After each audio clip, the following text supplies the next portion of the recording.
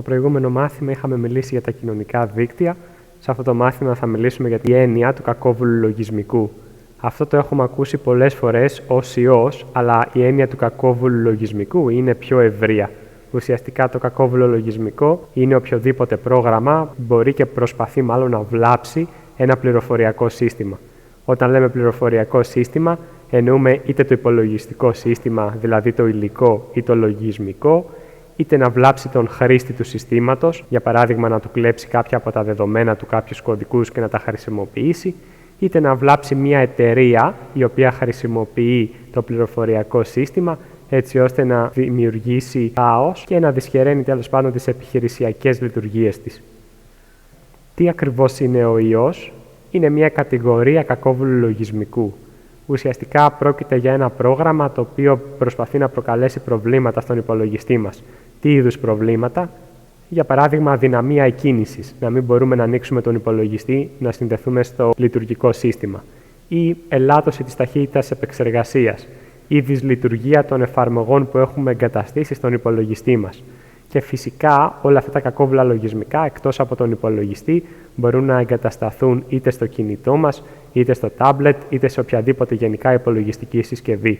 Πώς λειτουργεί ακριβώς ο ιός? Αυτό που κάνει είναι να προσκολάται σε κάποιο άλλο αρχείο ή πρόγραμμα. Όταν πάμε εμείς να εκτελέσουμε αυτό το πρόγραμμα ή όταν πάμε να ανοίξουμε το αρχείο, ο ιός ενεργοποιείται και δημιουργεί αντίγραφα του εαυτού του, δηλαδή κλωνοποιεί τον εαυτό του. Πώς το κάνει αυτό? Παίρνει ένα κομμάτι του κώδικα του και το ρίχνει μέσα στα άλλα προγράμματα, οπότε και αυτά μολύνονται. Με έναν παρόμοιο τρόπο λειτουργούν και οι ιοί που έχουμε στον πραγματικό κόσμο. Πώς διαδίδονται οι ιοί? Μπορούν να διαδοθούν συνήθως μέσω του διαδικτύου, είτε σαν συνημμένα αρχεία σε email που λαμβάνουμε και τα εκτελούμε, είτε μπορούμε να τους πάρουμε μέσω ενός stick USB, αν δεν είμαστε προσεκτικοί και δεν σκανάρουμε το USB όταν το βάλουμε μέσα στον υπολογιστή μας. Επίσης, πρέπει να προσέχουμε τι ακριβώς κατεβάζουμε από τις ιστοσελίδες που επισκεπτόμαστε. Υπάρχει και αυτή η έννοια του κακόβουλου λογισμικού, είναι το λεγόμενο σκουλίκι ή worm στα αγγλικά. Αυτό ουσιαστικά αναπαράγεται και διαδίδεται μέσω ενός δικτύου υπολογιστών. Η διαφορά του με τον ιό, το προηγούμενο κακόβουλο λογισμικό, είναι ότι το συγκεκριμένο, το σκουλίκι, δεν χρειάζεται κάποιο πρόγραμμα ξενιστή για να διαδοθεί. Οπότε δεν είναι απαραίτητο να μολύνει κάποιο άλλο αρχείο, διαδίδεται μέσω δικτύου. Αν συνδέσουμε τον υπολογιστή μας, δηλαδή κατά λάθος ένα δίκτυο που έχει ήδη μολυνθεί. Όπως και να έχει, μειώνει την ταχύτητα που έχουμε στο διαδίκτυο επειδή καταναλώνει πόρους. Όταν λέμε καταναλώνει πόρους, εννοούμε καταναλώνει μνήμη RAM, επεξεργαστική ισχύ του υπολογιστή στον οποίο εγκαθίσταται. Και φυσικά, εκτός από το ότι καταναλώνει πόρους, μπορεί να κάνει και άλλη ζημιά, αλλά το ελάχιστο που κάνει είναι να καταναλώνει πόρους. Έχουμε και τον δούριο ύπο, ο οποίος είναι εμπνευσμένος φυσικά από το δούριο ύπο που είχε χρησιμοποιήσει ο Οδυσσέας και είχε κρυφτεί μέσα σε αυτόν μαζί με τους συντρόφους του για να καταλάβουν την Τρία. Εδώ στη συγκεκριμένη περίπτωση έχουμε ουσιαστικά ένα πρόγραμμα το οποίο μεταμφιέζεται σε ένα θεμιτό λογισμικό. Μπορεί για παράδειγμα να κατεβάσουμε ένα παιχνίδι το οποίο να είναι σπασμένο ή να κατεβάσουμε ένα πρόγραμμα από το διαδίκτυο το οποίο είναι σπασμένο και να νομίζουμε ότι τρέχουμε ένα υγιές πρόγραμμα που μέσα του μπορεί να έχει κρυμμένο έναν δούριο ύπο, ο οποίος θα δράσει μετά παρασκηνιακά και θα δώσει τον έλεγχο του υπολογιστή μας σε αυτόν που έφτιαξε τον δούριο ύπο. Μπορεί να υποκλέψει κάποια προσωπικά μας δεδομένα, κωδικούς πρόσβασης για παράδειγμα, και πολύ σημαντικό είναι να προσέξουμε όσον αφορά την αρχιτεκτονική του ότι δεν αναπαράγεται και δεν διαδίδει τον εαυτό του, σε αντίθεση με τα δύο προηγούμενα κακόβουλα λογισμικά, τον ιό και το σκουλίκι, τα οποία ουσιαστικά αναπαράγονται και διαδίδουν τον εαυτό τους. Εδώ δούριος ύπος δεν δρά έτσι. Και το τελευταίο κακόβουλο λογισμικό είναι ο κατάσκοπος. Επίσης, ο κατάσκοπος προσκολάται σε αρχεία τα οποία κατεβάζουμε από το διαδίκτυο ή μπορεί να το κολλήσουμε αν πάμε να επισκεφτούμε μια ιστοσελίδα συγκεκριμένη. Αυτό που κάνει είναι να παρακολουθεί τη δραστηριότητα του χρήστη και να αποστέλει σε τρίτους, σε αυτούς που έχουν φτιάξει αυτό το πρόγραμμα κατάσκοπο, διάφορα δεδομένα του χρήστη.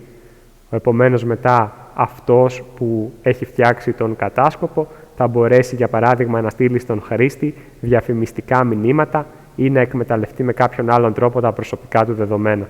Κάποια άλλα χαρακτηριστικά του είναι να εμφανίζει συνεχώς ενοχλητικές διαφημίσεις στον υπολογιστή μας ή να προσθέτει ανεπιθύμητες γραμμές εργαλείων στη γραμμή εργαλείων. Τώρα, ιστορικά, μόνο να πούμε ότι αυτός ο ιός το 2000, που ονομαζόταν I Love You, ήταν ένας πάρα πολύ γνωστός ιός, ο οποίος είχε καταφέρει να διαδοθεί μέσω email, ουσιαστικά ήταν σε ένα επισυναπτώμενο αρχείο. Όταν ο χρήστης έκανε κλικ πάνω σε αυτό το επισυναπτώμενο αρχείο, ο ιός κατάφερνε να στείλει αντίγραφα του εαυτού του σε όλες τις επαφές που είχε ο χρήστης αποθηκευμένες στο email του. Οπότε έτσι διαδόθηκε και στον ίδιο τον χρήστη κατάφερε να διαγράψει μερικά από τα αρχεία του υπολογιστή του. Αυτό επειδή είχε γίνει σε πάρα πολλούς υπολογιστές στον κόσμο το 2000, κατάφερε να κάνει μια ζημιά περίπου 10 δισεκατομμύρια και μόλυνε το 10% περίπου των υπολογιστών τότε που βρίσκονταν σε λειτουργία. Ωραία. Ποιοι είναι οι τρόποι επομένως για να προστατευτούμε από το κακόβουλο λογισμικό, τι θα πρέπει να κάνουμε? Θα πρέπει να ενημερώσουμε το λειτουργικό μας σύστημα. Το λειτουργικό σύστημα εμφανίζει παραθυράκια τα οποία μας ζητούν να κάνουμε ενημερώσεις. Όταν μας βγάζει αυτά τα παραθυράκια, θα πρέπει να το ενεργοποιούμε έτσι ώστε να γίνονται άμεσα ενημερώσεις και όχι να τις αναβάλουμε για αργότερα. Και πρέπει επίσης να ενημερώνουμε και τις εφαρμογές, τα προγράμματα δηλαδή που έχουμε εγκαταστημένα στον υπολογιστή μας. Μπορούμε επίσης να αυξήσουμε τις επιλογές ασφαλείας του φιλομετρητή μας, έτσι ώστε για παράδειγμα να μην επιτρέπει την πρόσβαση σε αμφιβόλου ποιότητας ιστοσελίδες, οι οποίες δεν είναι έμπιστες. Σίγουρα εμείς ως χρήστες θα πρέπει να προσέχουμε ποιους ιστοτόπους επισκεπτόμαστε. Πρέπει να προσέχουμε να είναι όσο δυνατόν πιο γνωστοί και αξιόπιστοι και να προσέχουμε και τι κατεβάζουμε από το διαδίκτυο. Επίσης, πολλοί πέφτουν θύματα κακόβουλου λογισμικού όταν ανοίγουν συνημμένα αρχεία σε email. Πρέπει σε κάθε περίπτωση να μην το κάνουμε ποτέ αυτό, να μην ανοίγουμε ποτέ συνημμένα αρχεία από ανθρώπους που μας στέλνουν email και δεν τους γνωρίζουμε. Και επίσης να προσέχουμε, γιατί πολλές φορές κάποιος μπορεί να υποδίεται κάποιον γνωστό ή κάποια συγκεκριμένη αρχή, αλλά ουσιαστικά να προσπαθεί να εξαπατήσει τον χρήστη, είτε για παράδειγμα ζητώντας κωδικούς, είτε οτιδήποτε άλλο. Ακόμα σημαντικό είναι να κάνουμε εγκατάσταση στον υπολογιστή μας ενός αντιοικού προγράμματος, ένα antivirus. Αυτό θα προσπαθήσουμε να κάνουμε στο εργαστήριο. Θα πρέπει να ενεργοποιήσουμε το λεγόμενο τείχος προστασίας, είτε firewall στα αγγλικά. Το firewall τι ακριβώς κάνει? Επιτρέπει ουσιαστικά τον υπολογιστή μας να συνδεθεί σε συγκεκριμένες ιστοσελίδες, αναλόγως με τους κανόνες που θα ορίσουμε, ενώ σε άλλες ιστοσελίδες δεν επιτρέπει την πρόσβαση. Το ίδιο και από την αντίστροφη πλευρά, δηλαδή επιτρέπει την πρόσβαση κάποιων εξωτερικών συνδέσεων στον υπολογιστή μας, ενώ κόβει την πρόσβαση κάποιων άλλων εξωτερικών συνδέσεων στον υπολογιστή μας, αναλόγως με το τι κανόνες θα βάλουμε εμείς.